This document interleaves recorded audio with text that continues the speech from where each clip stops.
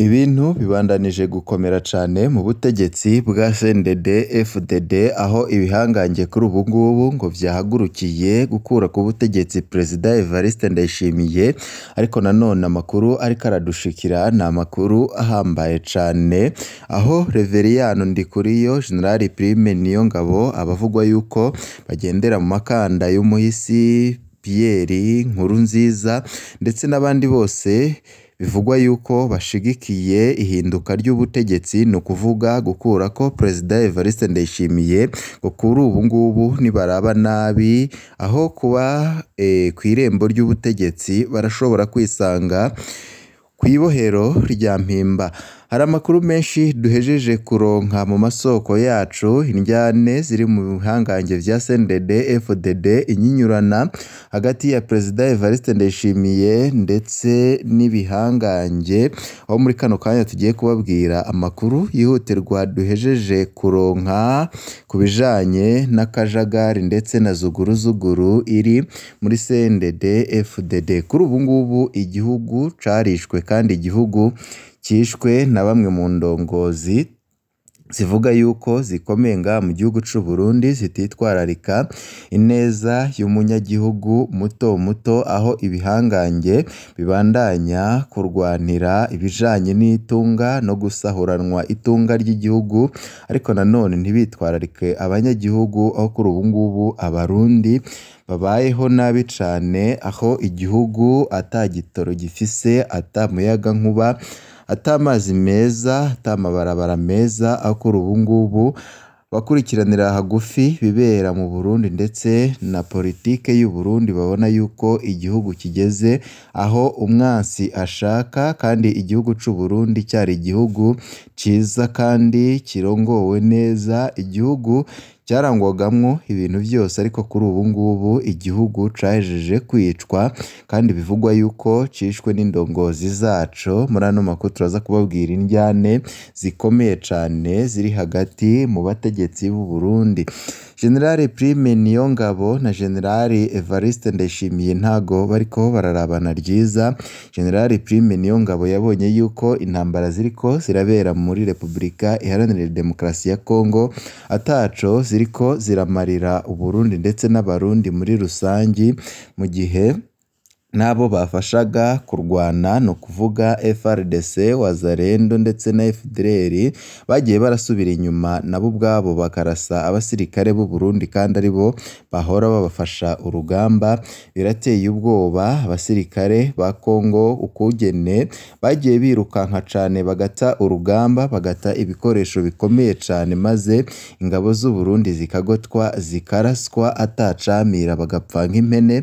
Ibi vyose vyarateye ubwoba kandi biratera n'ishavu rikomeye cane urongoye igisirikare c'u Burundi, arabona yuko izi ntambara ataco ziriko ziramarira u Burundi muri rusangi, no mu gihe amafaranga yahora ava muri Kongo atagera mu isanduku ya leta. Kuri ubu ngubu aya mafaranga akaba ashikira mufuka wa Perezida Evariste Ndayishimiye. Mu ntanga aya mafaranga yagaburwaga n'akarwi gakomeye cane k'ibihangange, ariko kuri ubu ngubu Perezida Evariste Ndayishimiye yaba yarizamuye akavuga yuko atagomba kugabura kumwe nabo yita abajenerali.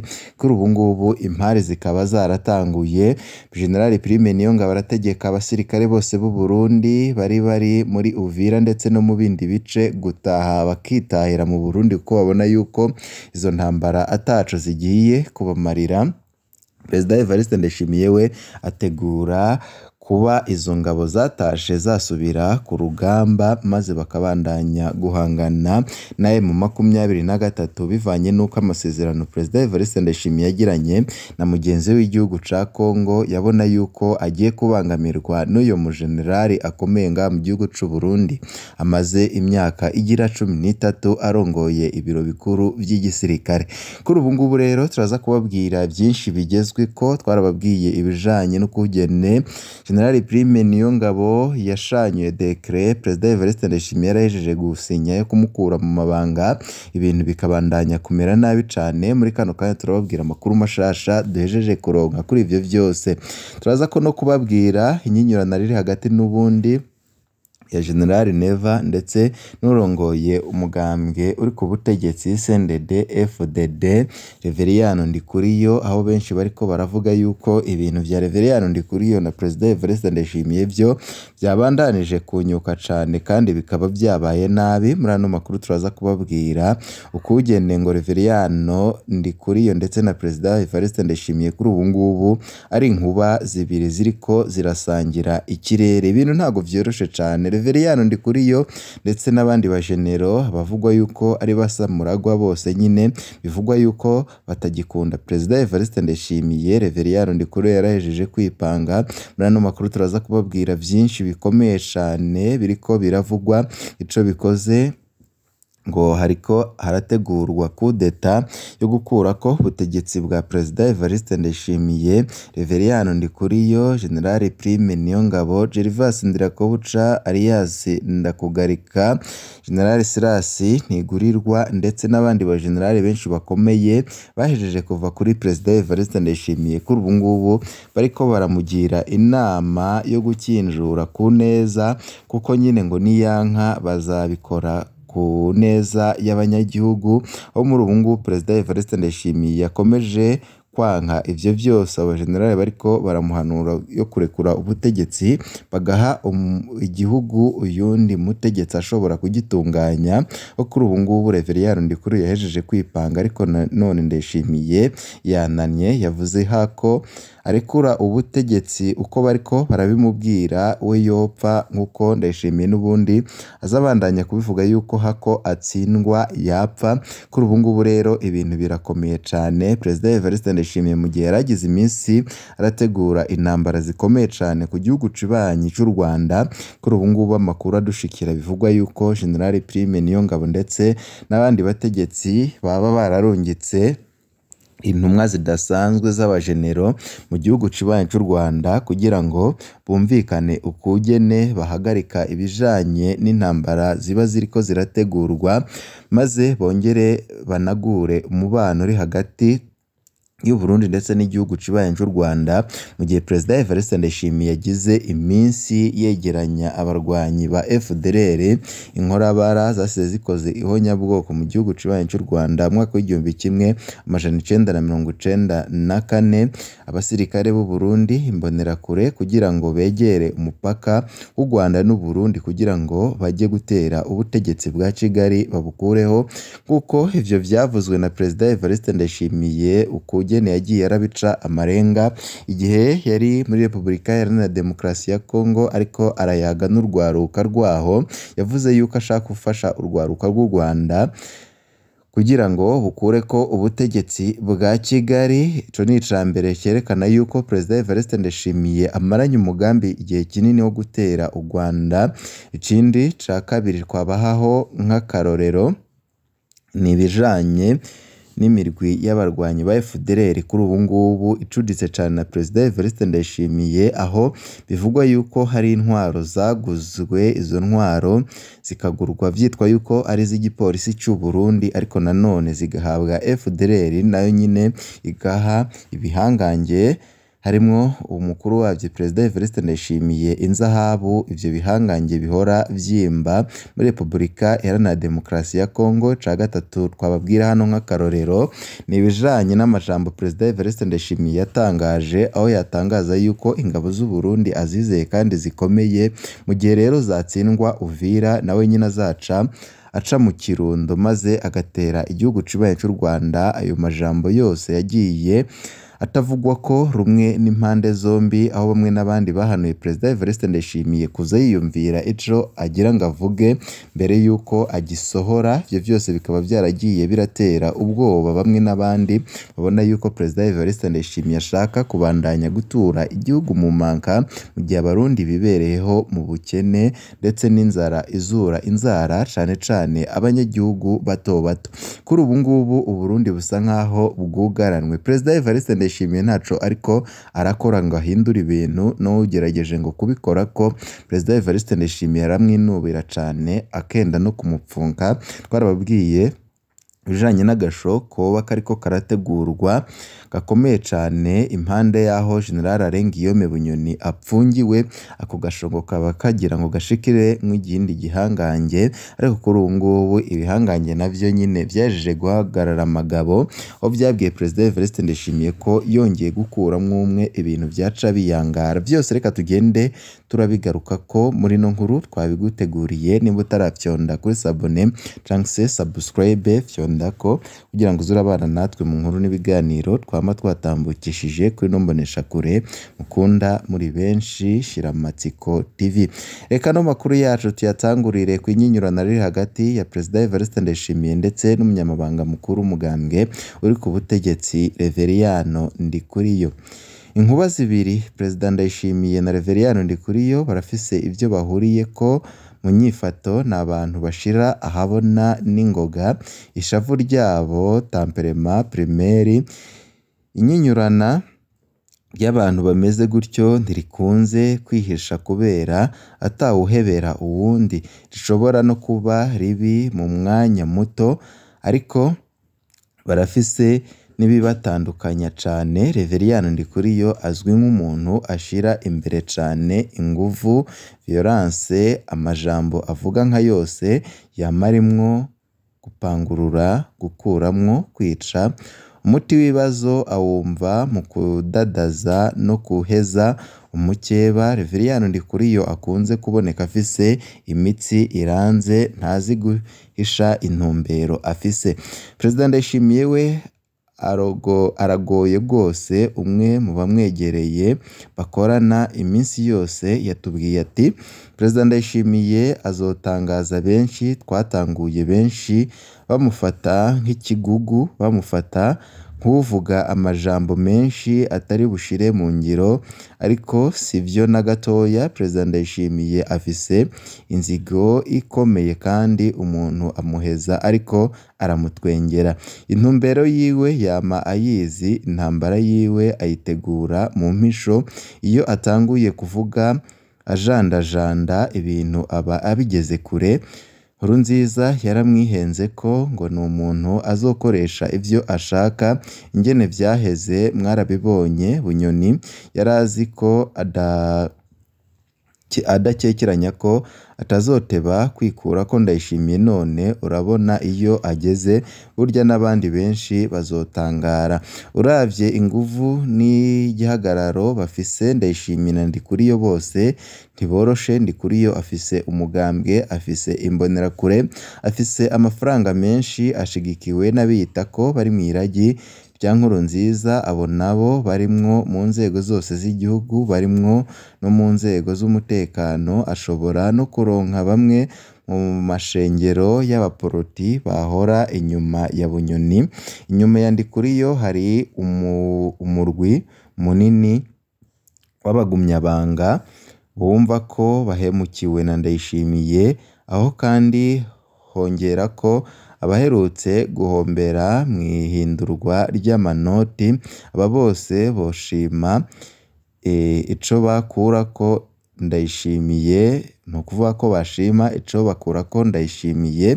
President Ndayishimiye nawe muri kino gihe arashigikiwe n'abarundi bato bato, biteze ko hari ivyo ashobora guhindura kuko arahora ahimiriza yuko ibintu bigira ngo bihinduke. Arashigikiwe n'igice kinini c'abasirikare n'abapolisi kubera ingingo zo kubongera umushahara. Niwe afise inguvu z'ubutegetsi. Arashigikiwe na Eklezia Katolika, arashigikiwe kandi n'abategetsi bo mu karere. Ivyo vyose biramuha intambwe nini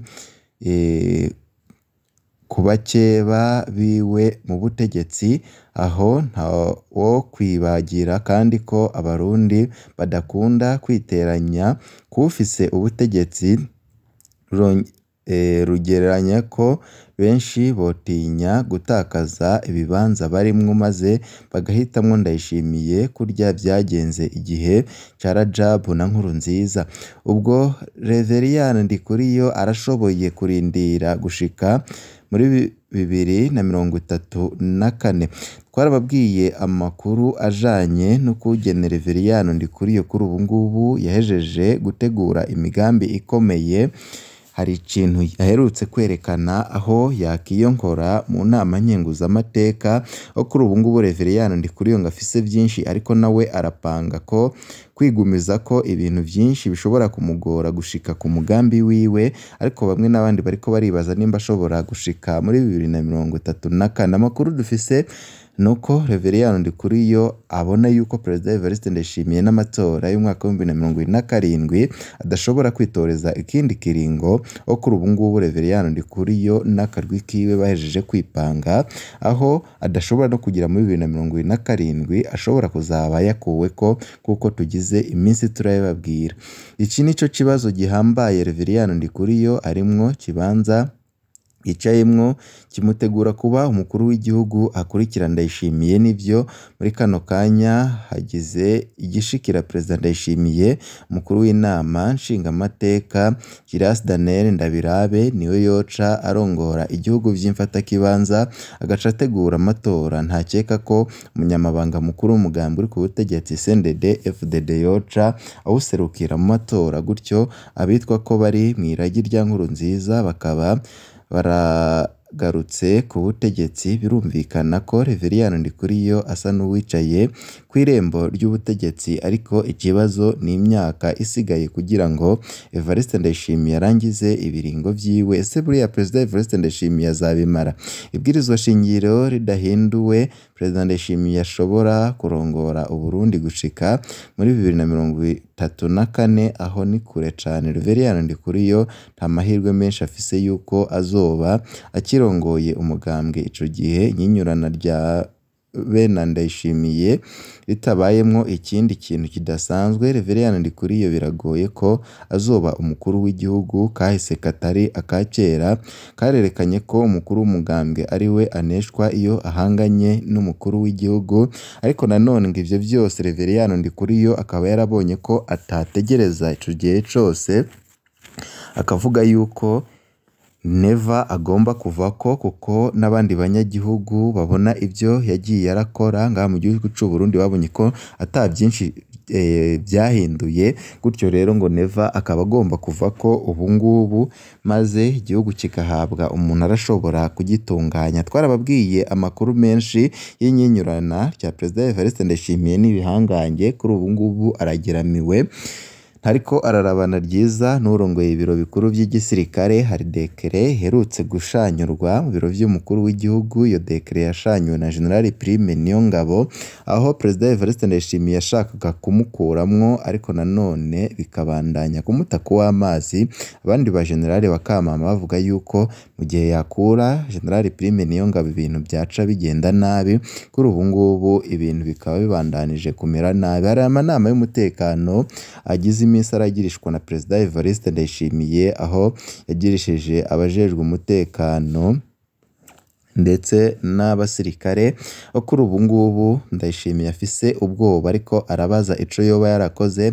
Ariko nanone ngo intambara ya Perezida Evariste Ndayishimiye na Prime Niyongabo ngo yoba yaratanguye mu gihe Perezida Evariste Ndayishimiye ngo yashora abana b'u Burundi muri Repubulika Iharanira Demokarasi ya Kongo mu kugabura amafaranga n'ibihangange. Perezida Evariste Ndayishimiye agashaka kubima.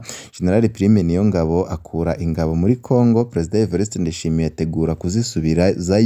Kuri ubu ngubu ibintu bikaba byarakomeye cyane. Gervas Ndirakobuca bigaragara yuko nawe atanezerejwe n'ivyo Perezida Evariste Ndayishimiye akora, kuko agize iminsi arabamaramaza kandi agashaka no kubapfunga. General Silas Ntigurirwa kuri ubu ngubu ahagaze hagati na hagati, ntiwamenya uruhande abogamiye ko, ariko nanone ngo baravye ubugenzi afitanye na Reveriyani Ndikuriyo ndetse na General Prime Niyongabo, bivugwa yuko uwo mugabo nawe nyine yoba yegamiye abashaka impinduka zikomeye cyane ngaha mu gihugu c'u Burundi. Hano biravugwa yuko abanyagihugu bato bato aribo baharenganira. Kuri ubu ngubu ibintu bikaba bibandanije gukomera cyane. Co bikoze no ku ruhande rwa Perezida Evariste Ndayishimiye, abamushigikiye ntago bariko baratora itiro. Kuri ubu ngubu bariko barapanga ibintu bikomeye cyane. Umwanya n'umwanya ngo Reveriyano Ndikuriyo, General Prime Niyongabo ndetse Gervas Ndirakobuca n'abandi bamushigikiye ngo aho kwisanga ku irembo ry'ubutegetsi bashobora kwisanga ku irembo rya mpimba. Ibi biriko biraba muri CNDD FDD biribuze guherera he? Mu kandi kanya hari andi makuru menshi turiko turabatunganiriza turibuze kubashikiriza. Ibihe byiza kuri mwese nivyo ndabipfurije.